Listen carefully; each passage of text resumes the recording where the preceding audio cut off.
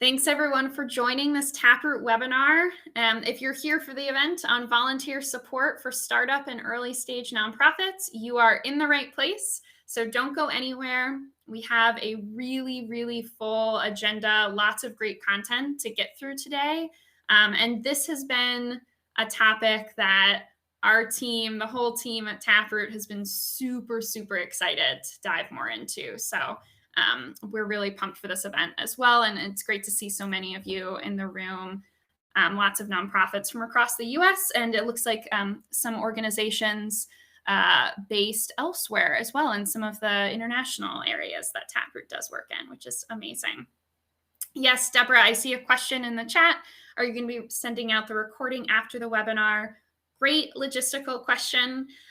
We are recording, and we'll be sharing the webinar recording with everyone who signed up for this event, as well as some other resources, and of course, links for how you can get involved in Taproot's community.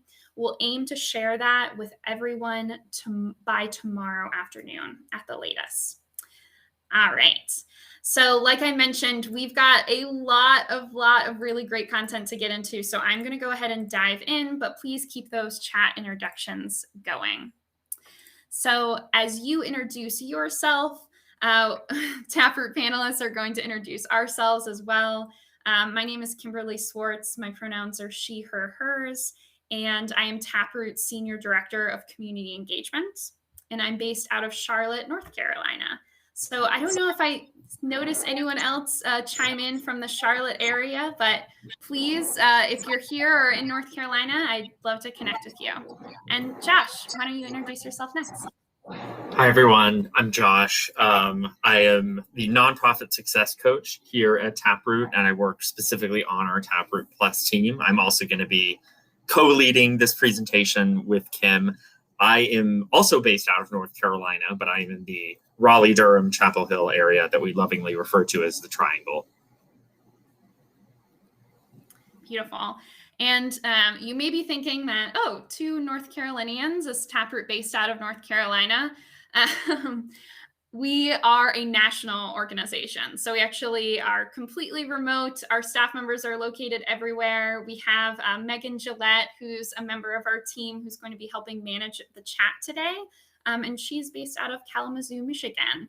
And we even have team members who are based in other countries. So we work all over the place. It allows us to be really flexible and responsive to different community needs.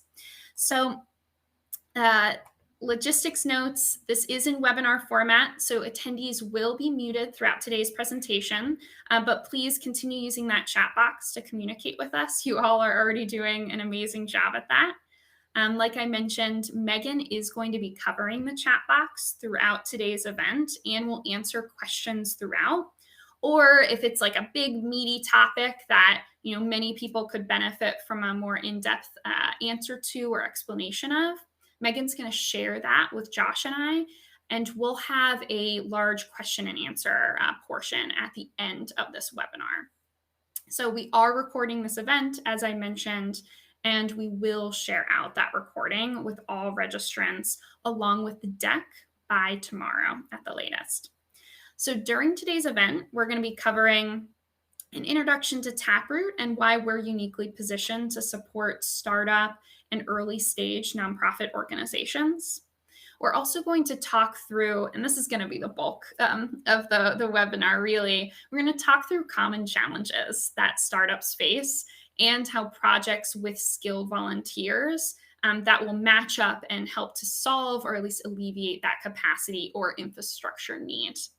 And then we'll touch on some tips for navigating Taproot's programs and really just pro bono project management best practices that Taproot has learned and distributed throughout our 20 plus years in this space.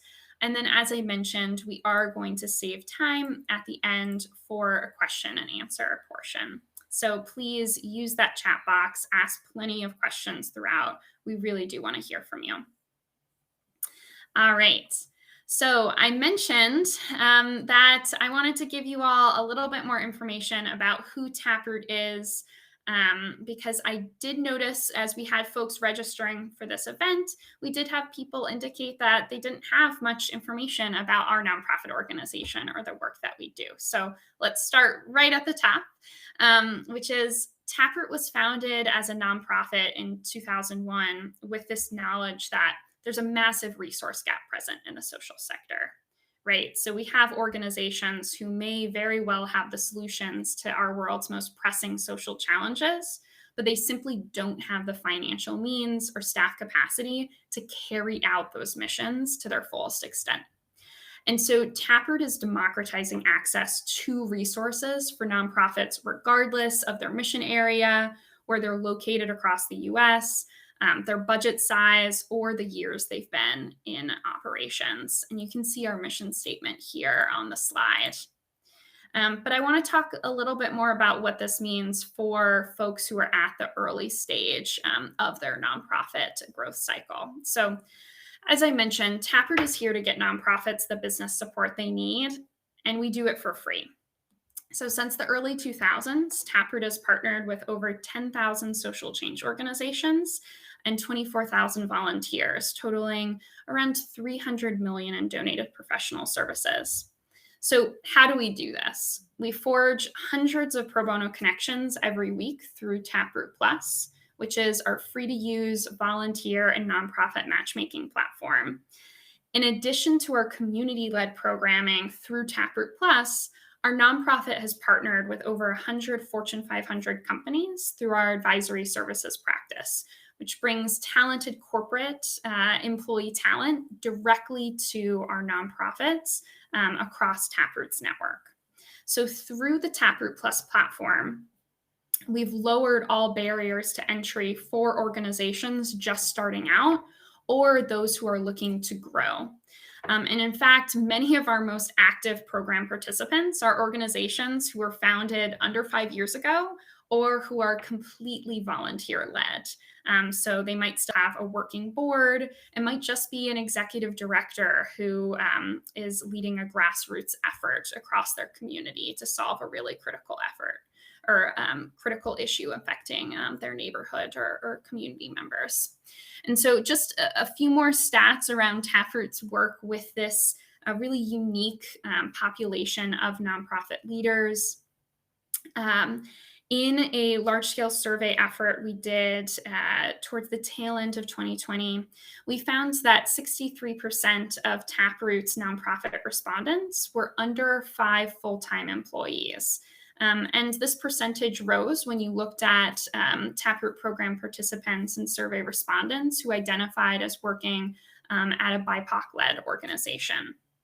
69% of all of our nonprofit organizational respondents were at a budget size of $1 million or less.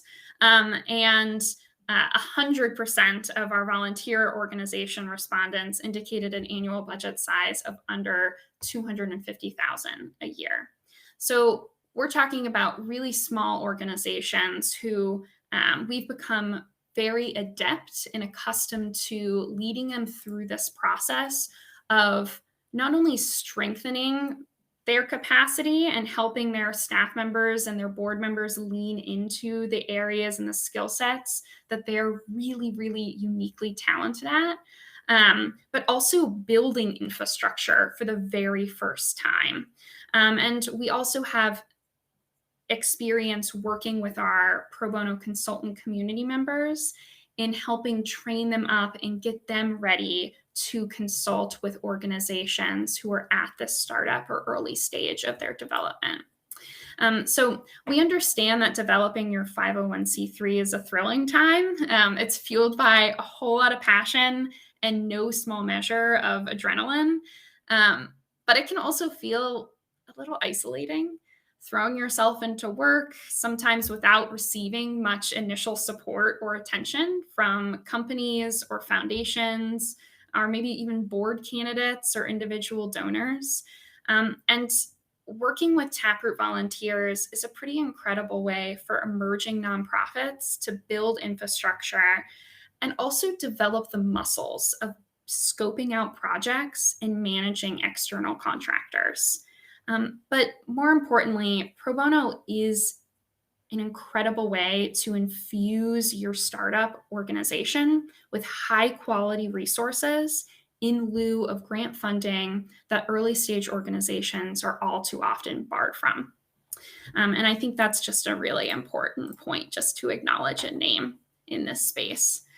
So as we dig in, because Josh is about to lead us through some really incredible examples of how pro bono solutions can pair up and help solve some of these common early stage organizational challenges and startup challenges. But before we get in there, we'd love your feedback on which type of volunteer support would your early stage nonprofit find most useful? Because as we go throughout the event, we want to make sure that we're sharing information and examples that are most relevant for the people on the line. So yes, please. Okay, I see Christopher just answered fundraising, business development, and social media in the chat. I'm seeing a lot of marketing, a lot of business strategy, some board development needs, finance and accounting, and human resources. Great. Okay, I'm seeing a lot of marketing. So that seems to be a big one. All right, Josh, as these needs continue to pour in, I'm going to pass the mic over to you, and then let's be sure that throughout we really lean into examples in these high need buckets, and we can talk about them more during the Q&A portion as well. But Josh, please take us away. Yeah, hi everyone. Good to meet you again. I know I think that I recognize some names in here of people I have actually had the pleasure of talking to before. And I know many of you were probably in our panel event that we had recently, where we heard from actual nonprofit startup organizations themselves about how they used pro bono assistance to leverage at their organization, and were able to build a lot of capacity in kind of the startup phase. Many of them were still in the startup phase, but had been able to benefit and grow and get out of some of those challenges Kim was kind of talking about, of feeling a little alone in the world, getting a lot of no's. Not, what I hear from people most of the time is, I don't really know where to start. So I hope that was able to provide at least some inspiration that other nonprofit startup organizations have done things with pro bono resources and been able to build their organizations and achieve a lot of success in fundraising, but also HR, strategy, things like that. So as Kim was saying, I just want to go over some basic common challenges that essentially every nonprofit faces when they start out. So basically every nonprofit, no matter how big they are, has to start somewhere, right? So the Red Cross was at one point, basically a startup, or the Human Rights Campaign was at one point a startup, right? And so every nonprofit, no matter how big they might be, kind of starts from square one. And we've seen kind of the most common challenges that a lot of nonprofits have. And we wanted to just give you some examples of those challenges. Many of those will probably resonate with you. And also give you examples of projects that you could potentially take to our online marketplace, Taproot Plus, to pitch, to find one-on-one skilled volunteer support to help you with those projects, to build capacity at your organizations. So these projects we're proposing are some projects that can tackle those common challenges that startup nonprofits face, and that are good for nonprofits kind of in this beginning phase of their work. So I'll start by just kind of presenting, common challenges, a challenge, and then talking through some of the projects that you could potentially use to address them. Many of these projects that you'll see listed here are actually templates that we've developed on our marketplace that you can use. So meaning we'll supply you with some language. If you're not really sure how to describe the need itself, when you get to that project request page on your account in Taproot Plus, you'll see a drop-down menu right at the top that shows you a list of templates that you can use.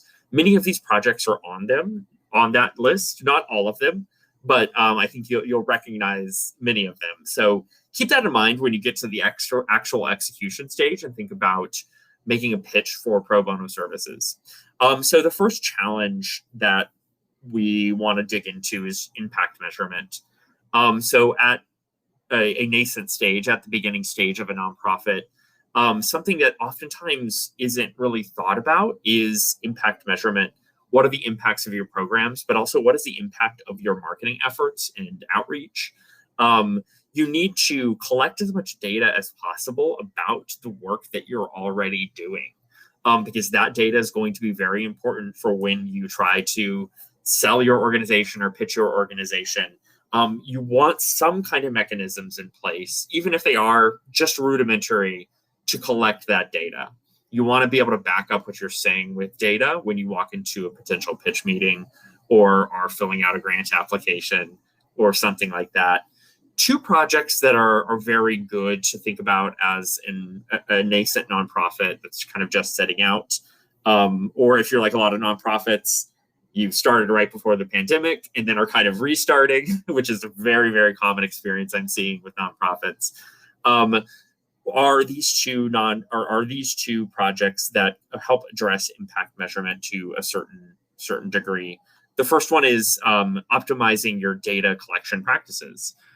So maybe you have a program that you've piloted that is very successful. You're getting great word of mouth, but you need to actually systematize how you're collecting that feedback and organizing it so that it becomes presentable. That is an example of something that would be tackled in the optimization of a data collection practices project. We also have up here one of my favorites, which is stakeholder research. So this can help you direct where that impact measurement data is actually going towards. So many of you have probably seen other nonprofits advertising data that they've collected on social media with like infographics or things like that. So many of our participants in this program report better outcomes in, XYZ, or our after school program helps kids achieve better grades or something like that. And you're putting a number to that. But you want to make sure you're pitching that data to the right audiences at any given time, that you're speaking to people that your messaging is actually going to resonate with. Or potentially appeal to once you hit them with data, then hit them up for an ask of some kind, whether it's in-kind donations or donations itself. Who should get your data, basically, is something that could be answered in a stakeholder research project. So keep these two in mind when you're setting out and thinking about impact measurement at your organization. Another common challenge is, this is probably very, very resonant, is brand awareness and credibility.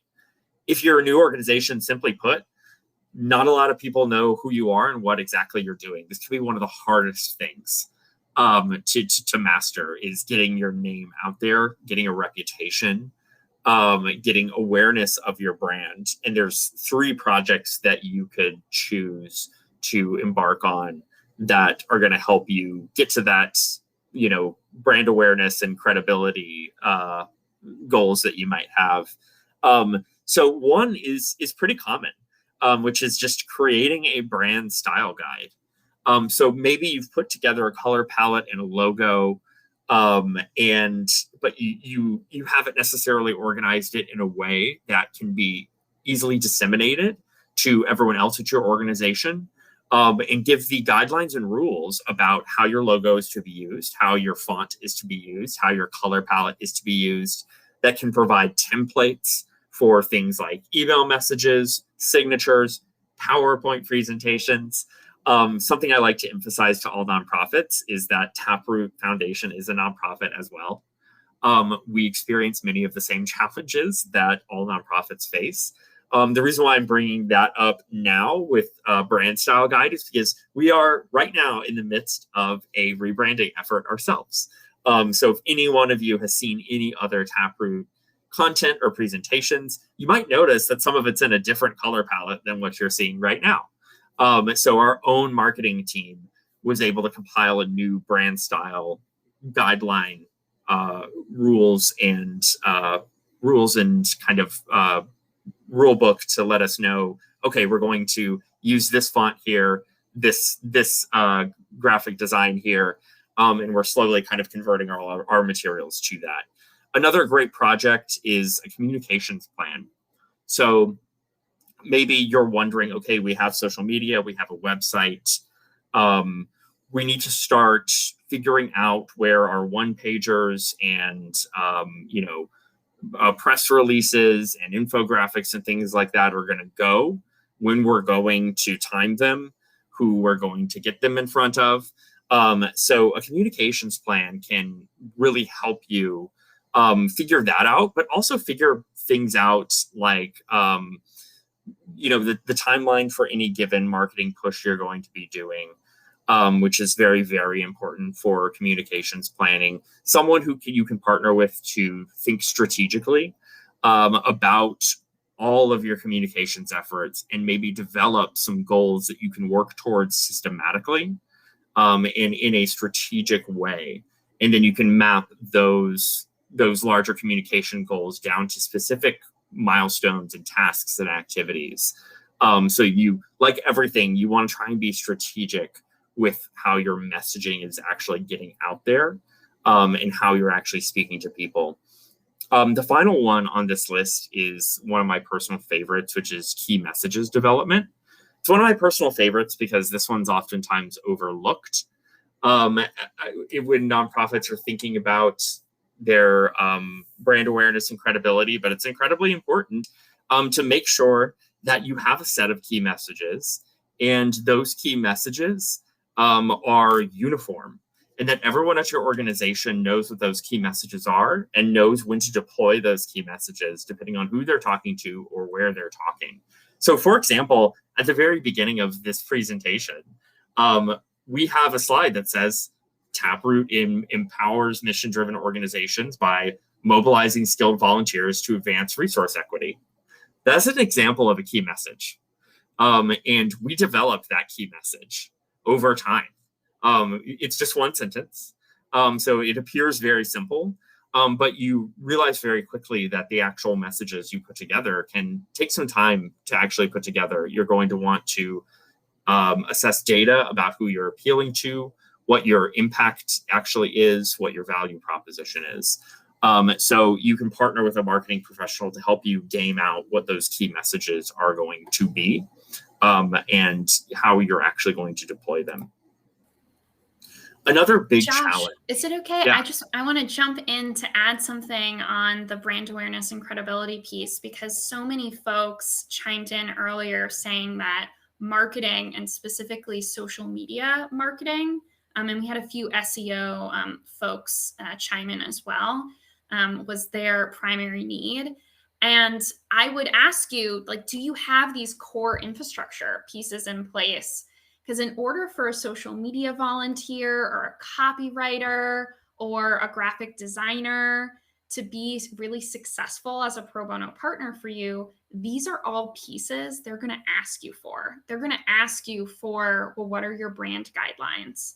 Where are your key messages that I can lean on so I'm not creating something new, and my tone and my voice and the copy that I'm writing is going to be completely distinct from the actual look and feel of your organization.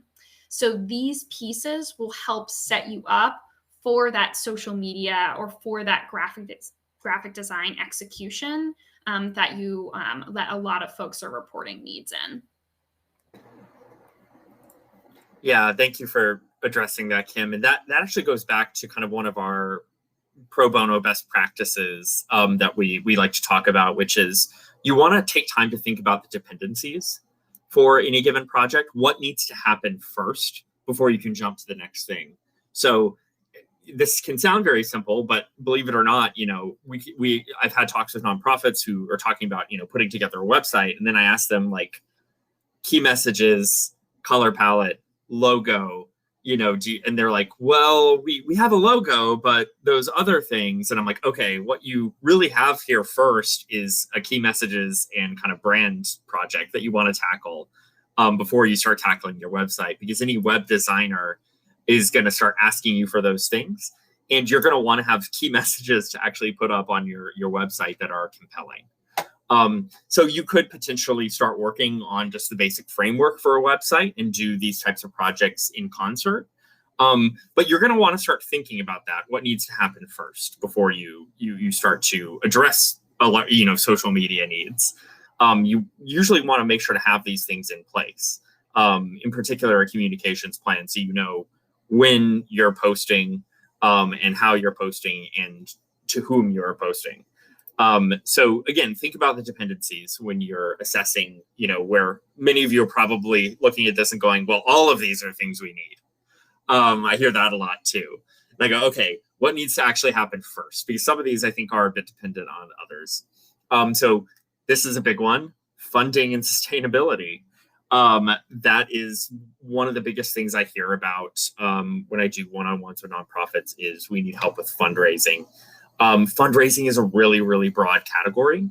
It encompasses many, many different kinds of projects. And if you've ever had a one-on-one with me, I always say the kind of secret behind fundraising projects is that any project can almost be a fundraising project depending on how you're using the deliverable. So you want to think about it in broad terms and then try and whittle things down. We like to talk about resource raising versus necessarily fundraising because, your sustainability as an organization is obviously dependent on funds, but it's also dependent on things like in-kind donations, pro bono service, things like that, which are resources, even if they are not necessarily monetary resources, but they have a dollar value that goes with them. So we usually like to talk about it more holistically as resource raising, but that's one of the reasons why we're saying funding and sustainability here. So some great projects you can tackle right out of the gate to give you a good foundation that you can build off of later as an organization are something like a chart of accounts. This is really, really important. And some of you might be going, well, we just don't have that much money. Do we really need, an extensive budget or anything like that? The answer is yes. Even if you're working off of a very, very small amount, it's very, very good to start inculcating those good accounting practices for, hey, if you strike it big and get like a very big like backer or donor, all of a sudden you're going to have a bunch of money, and then you're going to need a chart of accounts or a budget of some kind to organize all of that. In particular, having something like this in place is going to set you up when transparency comes into play. And I'll be honest, it's a really big deal for partners and grant makers. They want to see transparency at your organization. They want to see your financials. And you're going to need to have that organized and presentable and ready to go for them when you start making pitches, because they are going to ask you for that. In many cases, your application won't even be looked at if you cannot provide something like that. So no matter how small the amount you're working with is, go ahead and try and develop a chart of accounts. You can use some kind of technology like QuickBooks, or if the person you're working with says, look, we can just create like a nice kind of Excel like version of a chart of accounts for you to work off of.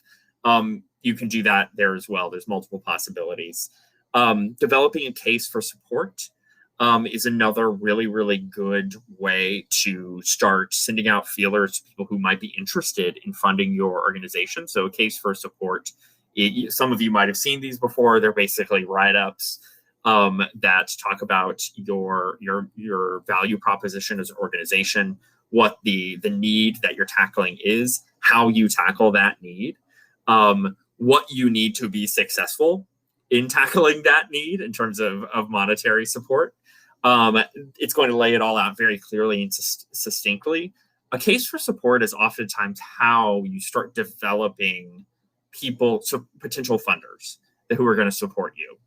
Is sending out those case for support information, seeing who responds, along with like a marketing campaign or something like that. It can be a great way to open doors to having potential conversations with funders and other development opportunities. Also, you'll see here grant proposal review. I'll be completely honest with you. Right now, grant writing and research support is very, very competitive. It's one of our most competitive areas in which we just see kind of an asymmetry in supply and demand. A lot of nonprofit organizations are asking for grant-related support. So I always like to set that expectation. Something you can ask for that I think is a kind of lower lift is if you already have a grant prepared that you want someone to review, who's maybe a grant writer, that can be a really, really great early project, especially if you're just dipping your toes into the pro bono world and just kind of seeing how that works, which is just a review and maybe recommendations and edits for a current grant application that you are working on. And then finally, an earned income strategy. So many of you as nonprofits probably know already, but if you don't, that earned income is a way for nonprofits to make money. So you are a nonprofit organization, obviously. Your bottom line is your mission, not necessarily appealing to stakeholders. But nonprofits can do business. They can sell merchandise. They can sell services. They can, open up their own venues and things like that. And book space. Those are all completely valid ways for nonprofits to make money. And in the nonprofit world, we call that earned income. Again, you're going to want to have a chart of accounts to document your earned income and how much you're making in earned income, because for government purposes, in most cases, that's going to be needed to declared separately beyond just individual donations and grants and things like that. But an earned income strategy is something you could get help on with a business professional who could maybe assess your environment and see where opportunities are to potentially sell merchandise or services, potentially monetize something that you already have in place with a business strategist, and come up with a potential business model for actually selling, your first bit of merchandise, even if that's just, hey, we have some merchandise, we're going to open up an e-commerce store on our website. It can be as simple as that. That is earned income. Oh, we sell, pens and pencils and notebooks and things like that with our brand on it. That's earned income. If you're doing services of some kind, you could potentially sell services. So those are just some quick examples of various types of earned income. But these are all great kind of starter projects for thinking about fundraising and sustainability and kind of resource raising broadly. And like I said, you can already see how some of these interplay with each other. Like that example of the earned income strategy. And then if you're going to have earned income, you need to make sure to have a chart of accounts as well to document that. So again, thinking about the dependencies and how some of these might be interrelated with each other, and thinking about which ones need to come first is a really good way to start thinking about using pro bono. So this is one of my personal favorites, which is strategic planning. I like talking about the challenge of strategic planning because you all probably know better than anyone, one of the challenges of starting a nonprofit is making the time and bandwidth available to actually just do strategic planning. Most of you are probably grinding away. You're just doing the work. You're like, I don't have time to, think big sky and theorize and things like that, because we're just trying to execute our programs, where we're just doing the work right now. I'm wearing multiple hats. But I really, really urge you to try to make time for strategic planning, because strategic planning is going to make sure that everyone at your organization is actually working towards the same goals. Some of you might know this from firsthand experience, that everyone at your organization, they might be motivated, but it seems like we're working towards different visions at some times. Strategic planning efforts are going to help solve that problem and make sure that your organization, broadly speaking, stays on point and on mission. Strategic planning is another one of those things where when you start making cases for support, when you start entering pitch conversations, when you start asking for funds, when you start filling out grants, those people are going to want to see evidence of some kind of strategic plan or some kind of broader strategy that you've put together. The analogy I love to use is, if you're starting a business and you go to a bank to take out a loan, that bank is probably going to want to see your business plan. And I know for a fact for many grant applications, they're going to ask to see a strategic plan of some kind. Sometimes that is required, sometimes it's optional. Either way, you want it, even if it's just optional. And you can get there by doing some of these projects. The first one we have listed here is the mission and vision statement development. This seems really, really basic, but again, it goes back to that problem that I highlighted where everyone's just kind of doing the work and maybe not everyone is in sync about the ultimate mission and vision you all are working towards. This mission and vision statement is going to be the thing that grounds everything at your organization. It's going to be like at the top of your strategic plan. And then ideally in a strategic plan, you're going to map out the broader goals, usually over a period of time, and the associated outcomes and activities that you're going to need to do to reach each one of those goals. But everything starts with that mission and vision statement. If you don't have if you ask everyone in your organization, what's our mission? And everyone kind of says something different, that's probably a sign that you need to do this process with a strategy expert. The second project we have listed up here is conducting a SWOT analysis. For those who don't already know, SWOT just means strengths, weaknesses, opportunities, and threats.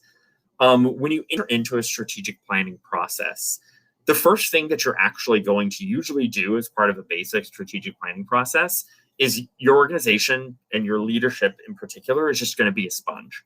You're going to take in as much data and information as possible. In legal terms, you're going to do a lot of discovery. And you want to make sure that your leadership is armed with enough information to start making decisions about what your goals over the next however many years your strategic plan encompasses are actually going to be. And in order to do that, a SWOT analysis is a great type of data set really to have. Because if you can partner with an analyst or a strategic analyst, or someone who does kind of SWOT analysis research, they're going to tell you what your strengths, opportunities, weaknesses, and threats are. And they're going to potentially point out who are competitors, who are collaborators in your field that you could potentially work against or with. They're going to tell you your general environment. That's going to inform, potential program design you're going to be doing, who you're going to be hitting up for funds and resources. So it's a really, really great type of just analytical study to have so that you can understand your position and, any hurdles that are going to come up, things you all need to watch out for. Finally, the last one listed here is program design. Program design is a really great type of project because many of you might have really great ideas for new programs you want to pilot. Maybe you're still in the startup phase, but your organization only has kind of like one flagship program, and you have ideas for other programs that could be very, very beneficial for your beneficiaries. So doing a program design project can help you map out the steps it's going to take to actually pilot and execute that program. Importantly, they're also going to put together what the intake of any impact data about that program could potentially look like. So how are we evaluating the success of the program, but also the logistics of actually carrying out the program. So, okay, how many staff members are going to need to be involved?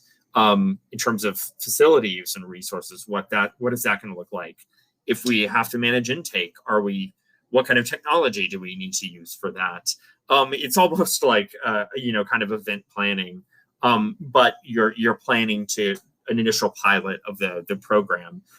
Program design is also going to help you figure out how you could potentially scale up that program model. So that's a really good project that also falls under the strategic planning bucket as well. That is also going up as a template that you can use on Taproot Plus. So just keep that in mind. Josh, just jumping in again, because I really loved how you broke down each of these really big, meaty projects in and of themselves, but they're ways to divide up the strategic planning process, which can feel so daunting and so overwhelming for nonprofits. And I got to tell you, we've had so many conversations over the years with early stage organizations that are approaching strategic planning for the first time. And, their first question is always, well, can I get a volunteer to step in and just help me make the plan? And so I want to say really, really plainly that it is not feasible to think that just one pro bono consultant is going to be able to help craft and develop a full strategic plan on behalf of your organization. You need to think about strategic planning as a process that is broken into several different roles that you can bring in external resources for, like these discrete pro bono projects that Josh just spoke through, but one that you're also really going to have to make use of internal resources for as well. Volunteers, pro bono consultants cannot make direction or make a decision about the true direction your organization is going in. So these are the types of projects where you're going to have to ensure you've got the internal staff bandwidth and buy-in to be involved as true collaborators in this work. A volunteer can't create a mission and vision statement single-handedly for your organization. There's got to be a lot of rounds of feedback and really strong collaborators internally ready to go. So just keep those things in mind. Yeah, Kim, that is very crucial to bring up, which is consultants should not be making leadership decisions about the goals that your organization are going to pursue. They can help you arm you with data. There's even projects that we could put up here maybe later in the strategic planning process where a strategy facilitator can help your leadership team and your board facilitate that discussion that they have about what your goals should be. But they should not be the ones making the ultimate decisions about what your goals should be. That should be your board and your leadership at your organization. But that is another project that is commonly asked for, is strategic planning facilitation, for someone to actually organize that conversation. That's a little bit down the line when you're kind of at the end and want to kind of get your goals on paper. But that is another project that we know people have used Taproot Plus for to get assistance on. Limited human resources. This is a big one that many of you probably know very intimately. I talk to a lot of nonprofits that are just maybe like 2 to 5 employees. Sometimes they're all volunteer crews. Very, very small staffs. And what we really recommend here might seem counterintuitive, because you're like, well, if I only have like a handful of people, do we really need an organization chart? An organization chart project it's a great aspirational project. It's a great project also if you're getting an influx of new funding and you start thinking about, hey, we can hire some maybe part-time administrators and things like that. If you get to the position where you can start making new hires, you're going to want to be able to have at least like a big sky vision of what your organization could look like in terms of its human resources, so that when you actually start making those decisions about who you want to hire, when you get, you make that first big pitch and get like funds, for the next 2 years, you already have an org chart in place telling you, okay, here's the next people you need to hire if you really are serious about going after your goals. So again, might not necessarily make sense when you're like, well, we have 3 people and we all just kind of talk to each other. We don't need an org chart. Think about the future. This is going to set you up for success when you actually do start, developing and growing as an organization. The other project up here that's not commonly thought about as a human resources need, but it's very, very important for organizations early on, is board recruitment. So your board is ideally, especially in your beginning stages, is probably going to be something like a working board. And your board is going to work closely with your organization's leadership. Again, ideally, they are going to be responsible for the financial health and the strategic direction of the organization. Your board usually, if you get your board firing on all cylinders, it's not necessarily going to be managing any kind of day-to-day at your organization. Again, when you're in early stages, board members are oftentimes doing a little bit more of the nitty-gritty, but you want to aim for a board that is more of a governing board. Board recruitment strategy projects can be really great in identifying the types of skill sets that you want on your board, the types of people that you want on your board, board diversity, making sure that people that your program impacts directly are represented some way on your board. Again, I brought up partnerships, grant strategy, or grant applications, things like that. Board composition is something people ask about. They want to see what your board looks like, who's on it, and what their skills are, and what they're bringing to the table. So again, executing a strategic board recruitment process can help you have a healthy board that is going to be good for pitching your organization and raising funds down the road. Then our final challenge, technological infrastructure. So, if your organization's just starting out, you might need help answering questions about like, okay, what kind of tech solutions should we be using? If we are using certain tech solutions already, how could we be using them better? In particular, I think I'll start with the last one here first. Accounting systems can be very, very important. If you want to use QuickBooks to set up a chart of account, you could partner with someone to help you set up QuickBooks for the first time and make sure that all your I's are dotted and T's are crossed. Maybe you set up your website in Squarespace, and you're maybe not using it as well as you could, or maybe you want someone to train the rest of your team on how to use it. So if you go down, if you're sick or something, someone can step in and update the website regularly. You could get that kind of training support for whatever web platform you're using. Or if you just want to make use of all the tools that you're not tapping into very well, that's another great project. And then at the very top here, very, very common tech tools that a lot of nonprofits are using to store all their data, their files, making sure that everyone knows where to go to find those files. When you start developing things like brand guides, templates, your key messages, okay, now everyone go to SharePoint on Office 365 in this folder where we keep all that information, or your G Suite, your Google Suite. This is how a lot of nonprofits, especially now that everyone's working in a virtual environment, are conducting all of their work. You could get someone to help you set up, hey, we need to assess whether we should be using Microsoft Teams or Slack to communicate with each other, which one works best for us. Those are things that are great technological types of projects that you can tackle right at the beginning here of your organization that are going to kind of just set up your basic tech infrastructure for success in the near future. So that kind of brings us to the end of the challenges and the projects you can use to tackle them. I hope you at least found something on here you weren't already thinking of. But I'm going to pass things back over to Kim now to lead us into the next part of our presentation to talk about how you can access some resources. Hey everyone.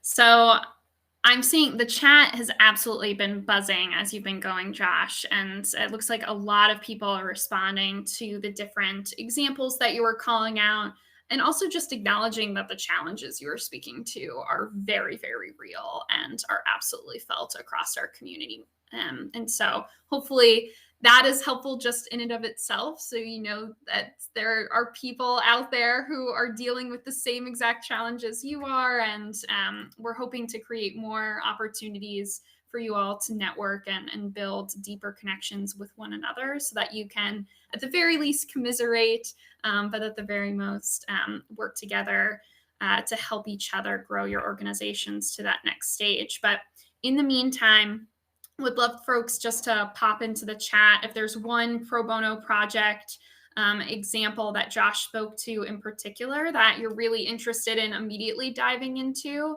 I mentioned this in the chat a few minutes ago because we got some really great questions around templates. And so by the time you receive the follow-up email for this event tomorrow, we will have every single one of these examples loaded into the Taproot Plus project request form as a pre-scoped project. So I strongly recommend, I think you should be able to see that Create Your Taproot Plus link at the top of your page still. Create your account today.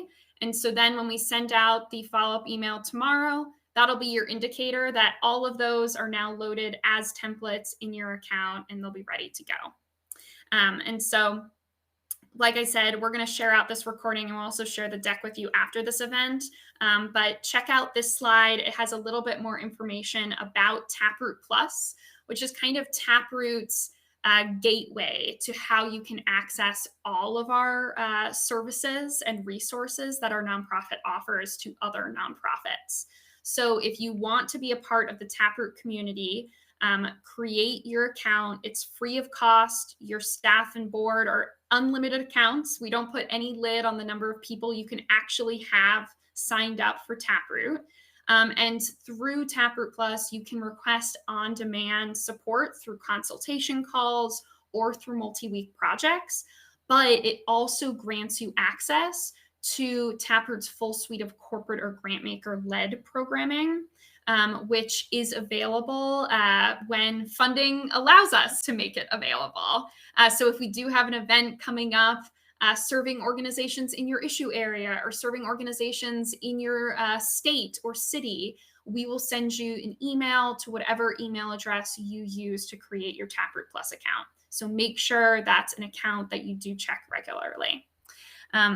All right, so I want to make sure that we have plenty of time to dig into any remaining questions, because we answered some as we went, but I believe we still had a few that were standalone.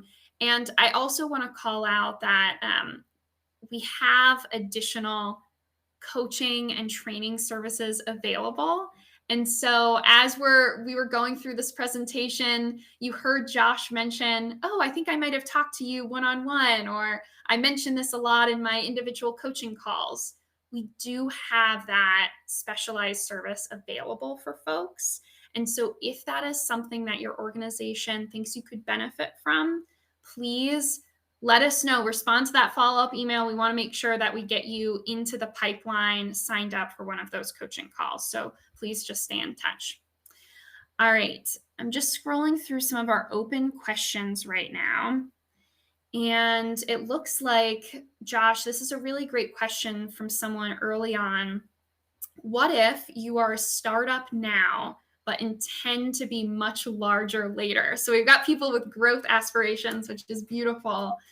Do we start with establishing the small version, or do we plant big and start big? Yeah, I think during the presentation, I talked about the Red Cross a little bit, or something like the Human Rights Campaign, very, very big nonprofits.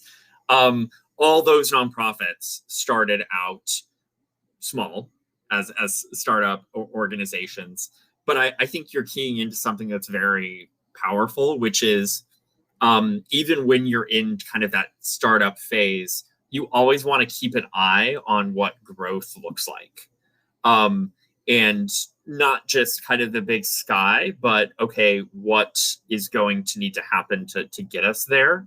Potential funders and partners are also going to want to hear what your vision is to get there as well. So I think it's really good to recognize the current limitations that you're in, but start thinking about, okay, if we had a massive grant, how would we organize that? If all of a sudden we get a angel investor tomorrow who's willing to dump 6 figures into our organization, do we have plans in place to make good on that? That's laying the foundations for your nonprofit at this time period. I think if you can lay the foundation of early, we only have $500 in our bank account. Let's think about if we got $100,000 in our bank account. Let's go ahead and organize a chart of accounts. Put systems in place that are going to be able to accommodate growth, that are elastic. We've done the hard work. We've actually got out in front of this problem. we already gamed out, hey, what if we get 6 figures worth of funding, what that looks like? Or, it doesn't have to be 6 figures, but having these kind of elements in place will help you. The key word here you'll hear us always use is scale. Kind of build, okay, we can successfully conducted our pilot program, and now we have a bunch more money. We can make it bigger. So you always want to think about scaling options. So the answer to your question is kind of both. You always, I think, want to think big, but you're going to act kind of in the immediate with an eye towards the future. And if you can think like that, potential funders and partners like to see that you can think like that as well, that you have a vision of where you're going to go when they ask you, okay, what are you going to do with our 6 figures, right? Yeah. Tim, I think 100%. I think what you're saying is exactly correct. Your operations management should be rooted in the here and now, right? Tackling those, the bottom level of Maslow's hierarchy of needs. Like, what do we just need to make things happen, to get things rolling right now? But you should have that future looking focus. And that's a question you can ask your pro bono partners, right? You can ask them and say, okay, this system looks great for what we've got right now, but using your expertise, how would you recommend that we expand this if we hit X indicator, if we hit Y indicator, if we reach Z goal, right? So use your volunteers to build in some of that elasticity so that you're prepared for growth. All right, Josh, I think we've got a few questions. So I'm seeing some specific questions come in around the earned income strategy specifically. And then Rhonda put in some good questions around SEC compliance teams in place for growth. I'm just going to say this super plainly. Taproot Foundation, we are not the experts in accounting, in SEC compliance. These are questions you should pose to our expert volunteers. Hopefully that makes sense, right? So we want you to use our services and our programs to get connected with the expertise that is qualified to dig into these specifics with you. So take note of all of these, right? Rhonda, jot down that note. The folks who were asking earlier around the tax implications of earned income, all amazing questions, and all items that we have a full suite of accounting and finance volunteers who can dig into those with you during a 1-hour consultation session or a multi-week project. So I'd highly recommend that you consider those. And then Josh, I saw a few questions come in earlier around eligibility. And so I think it would be great if you could just speak to, we had questions specifically around where do the organizations need to be based? Do we work with fiscally sponsored social good organizations? So I'll let you hop in there. Yeah, so as far as Taproot Plus is concerned, we have a few kind of eligibility slots that you could fall into. If you're in the United States, where the bulk of our users are, in order to be eligible in the United States, we require that you either be a 501c3 nonprofit in the United States. You can also have, if you have written confirmation, signed confirmation attestation of fiscal sponsorship from a 501c3 nonprofit, that is also something that will make you eligible to use Taproot Plus. If you are a publicly funded institution, so a public library or even a school, or we know there are some public programs run by municipalities and cities and local governments that run like nonprofits but are publicly funded programs, those are eligible to use Taproot Plus as well. We are a global organization, so we are cleared to work with or open our marketplace in certain countries. So the United Kingdom, Canada, the EU, and India are other countries in which we are currently open. We want to expand our geographic presence as much as possible. There are legal hurdles we have to overcome to opening a online volunteer marketplace in a foreign jurisdiction. So if you're wondering why we're just not open everywhere, that's one of the reasons why. We kind of have to take it as it comes. Again, we are a nonprofit ourselves. We're trying to be strategic. In terms of eligibility, for foreign nonprofits or for nonprofits not headquartered in the United States, we usually make those determinations based on a combination of factors. Not every country necessarily has a registration database for, similar to our IRS database or something like that. So we usually say we make those determinations out of a combination of kind of, looking for things like any kind of database that exists in the country that we can cross-check the nonprofit's information against. In places like Canada, they have charitable registration, online databases and things like that. But our general party line there is like we make those determinations on a case-by-case basis. But we are aiming to be as expansive as possible. Like I said, if you're in the United States, we kind of do have those three main kind of criteria.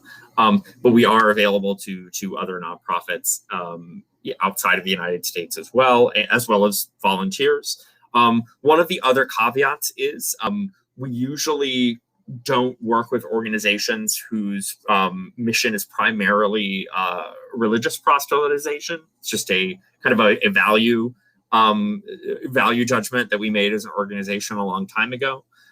So again, that is something that we assess. We do work with many, many religious organizations or faith-based organizations. That is actually most nonprofits in the United States. So, if you're a church or something like that is running a shelter or a soup kitchen or some kind of public benefit that's accessible to everyone, you are more than welcome to use pro bono services. We work with many, many faith-based organizations across the country. We just have kind of that baseline requirement that the bulk of the programming has to be non-proselytizing. So I think that about answers it. Kim, if you had any other comments to add there. No, I think that was great. And I also want to be cognizant that we are a few minutes over time. So we may have folks who do need to jump off and jump to their next meeting. Josh and I can hang out for another couple of minutes, and then we also need to jump. But we're going to keep recording. And so just right now, I want to take an opportunity to say thank you for jumping in and sticking with us. Again, we'll stay on to answer one or two final questions, but if you do need to jump off, please feel free and you can catch up with us on the recording. So Josh, an interesting question that came in earlier, and I think it was from several people, but just worded in different ways, is there are so many examples that were shared during this deck, and there were 6 really big challenge buckets that we talked through as well. So in your mind and from your experience working with other early stage organizations, what are like the 1 or maybe 2 pro bono projects that you recommend kicking off first? Oh, and it looks like you're muted. I just realized that as I was talking. Luckily, the interface tells you most times. I was thinking about this question because I saw it come in of where to start. I think it's, to a certain degree, it's going to be dependent on how far along you already are, but I would focus on, in the early stages, trying to assemble a really great board. They're going to be very, very critical to your organization in those early stages.